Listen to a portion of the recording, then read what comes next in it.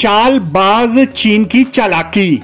Satellite तस्वीरों से साफ हो गया है कि चीन पूर्वी लद्दाख में पेंगोंग झील के उत्तरी व दक्षिणी किनारे को जोड़ने के लिए पुल का निर्माण कर रहा है। ज्ञात रहे कि LAC अर्थात लाइन ऑफ एक्चुअल कंट्रोल पर भारत व चीन के मध्य तनाव बरकरार है। सैटेलाइट तस्वीरों से साफ हो जाता है कि चीन फिंगर 8 के पीछे स्थित सिरजाप क्षेत्र, जहां चीनी सेना की स्थायी पोस्ट है, यहां पर चीन पेंगोंग झील पर पुल का निर्माण करने में लगा है। जहां चीन की पीपल्स लिबरेशन आर्मी पुल का निर्माण कर रही है, वह झील का सबसे सकरा रास्ता है। इस पुल के निर्माण करने से पेंगोंग झील के एक किनारे से दूसरे किनारे की दूरी 184 किलोमीटर घट जाएगी, जिससे चीनी सेना और सैन्य साजो सामान 8 घंटे की अपेक्षा 2 घंटों में ही पहुंच जाएगा। यह सारा मामला उस जगह का है जिस क्षेत्र पर भारत अपना दावा करता है। विदित रहे कि चीन कुल मिलाकर 14 देशों से अपनी अंतर्राष्ट्रीय सीमा साझा करता है। भारत व चीन के बीच कुल मिलाकर 3488 किलोमीटर की साझा सीमा लगती है। सूत्रों का दावा है कि गलवान में हुए संघर्ष में भारत के साथ साथ चीनी सैनिकों को भी भारी नुकसान हुआ था। यह पुल चीनी सेना भारतीय सेना के द्वारा होने वाली किसी भी कार्यवाही का तुरंत प्रत्युत्तर देने के लिए कर रही है। विदित रहे कि पेंगोंग झील कुल 140 किलोमीटर के क्षेत्र में फैली हुई है। इसमें से 100 किलोमीटर झील अनधिकृत रूप से चीन के अधिकार क्षेत्र में है, जिस पर चीन ने 1962 के भारत पाक युद्ध में कब्जा किया था। ज्ञात रहे कि पिछले कुछ वर्षों से चीन ने तिब्बत क्षेत्र में बड़े पैमाने पर आधारभूत संरचनाओं का निर्माण किया।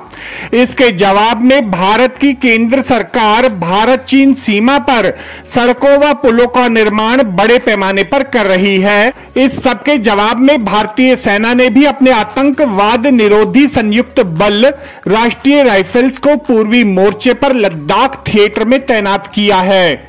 इसके साथ ही भारत की ओर से बुनियादी ढांचे का निर्माण जारी है। भारतीय सेना किसी भी आपात स्थिति में संघर्ष बिंदु पर जरूरत पड़ने पर सैनिकों को भेजने के लिए सभी पर्वतीय दर्रों को खुला रख रही है। दोनों देशों ने बफर जोन में निगरानी के लिए अनेक ड्रोन भी तैनात किए हैं। चीन की हरकतों से अब साफ हो चुका है कि वह सुधरने वाला नहीं है। अरुणाचल प्रदेश के 15 स्थानों के नामकरण चीनी व तिब्बती भाषा में करने, नववर्ष के अवसर पर चीनी ध्वज गलवान घाटी में फहराने का भ्रामक वीडियो जारी कर उकसावे वाली हरकत करने व मनमाने ढंग से भूमि कानून लागू करने की चीनी नीतियां साफ करती हैं कि चीन की हठधर्मिता के लिए भारत को स्वयं एक लक्ष्मण रेखा खींचनी ही होगी। चीन एक अरसे से न केवल तिब्बत को अपना अभिन्न अंग बता रहा है, बल्कि अरुणाचल प्रदेश पर भी दावा कर रहा है। चीन अरुणाचल प्रदेश को दक्षिणी तिब्बत के रूप में स्थापित करने का प्रयास करता है, जबकि तिब्बती अरुणाचल प्रदेश को अपना हिस्सा नहीं समझते।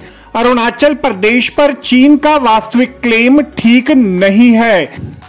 चीनी नेता माओ ने भी 1959 के प्रस्ताव में मैक-मोहन लाइन को स्वीकार किया था। क्योंकि चीन अब दबंगई पर उतर आया है, इसीलिए चीन को केवल उसी की भाषा में जवाब दिया जाना चाहिए। इसके लिए तिब्बत, हांगकांग व ताइवान के संदर्भ में पुरानी नीतियों पर पुनर्विचार किया जाना चाहिए। एक चीन की नीति के संदर्भ पर हम क्यों प्रतिबद्धता जारी रखें, जबकि चीनी नेतृत्व भारत की संप्रभुता की अनदेखी कर रहा है। चीनी मीडिया में वीडियो व फोटो वायरल कर यह प्रोपेगेंडा किया गया कि चीनी सेना ने गलवान में चीनी झंडा फहराया। जब भारतीय सेना ने इस भ्रामक वीडियो का जवाब देते हुए गलवान में हुए संघर्ष से कुछ ही दूरी पर भारतीय तिरंगे को फहराने के चित्र साझा किए, तो चीनी सरकार को मिर्ची लग गई। क्योंकि उनके झूठ का पर्दाफाश हो चुका था।